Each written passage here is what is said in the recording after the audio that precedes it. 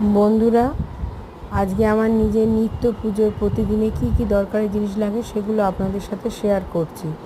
কিছু দুর্বাদল, আর এই দুর্বাটা হচ্ছে গণেশ সিদ্ধিদাতার জন্য। তুলসী পাতা, তুলসী দল, নারায়ণ পুজো লাগে অবশ্যই। গাঁদা ফুল, কিছু গাছের ফুল, জবা ফুল আপনাদের সাথে আগের দিনই শেয়ার করেছি যে আমার গাছে কত ফুল ফোটে। কিছু লাল জবা, যেগুলো ছাড়া মা ভবতারিণী, মা কালী, মানে মায়ের পুজোয় এই লাল ফুল ছাড়া হবে না।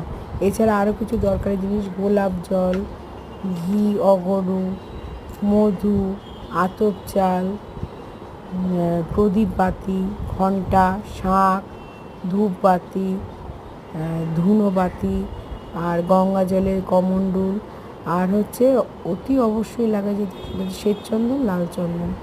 তা এইগুলো ছাড়া এই পুজো অসম্ভব। তা প্রতিদিনে আমার কেন, সবার পুজোতেই এই জিনিসগুলো লাগে। আর এই গাছের ফুল দিয়ে আনন্দ করে কিভাবে পুজো করি আপনাদের সাথে এর আগেও শেয়ার করেছি। আপনারা দেখে বলবেন যে কেমন লাগে। যদি ভালো লাগে একটা কমেন্ট দেবেন, তাহলে খুবই আনন্দ পাবো। টাটা।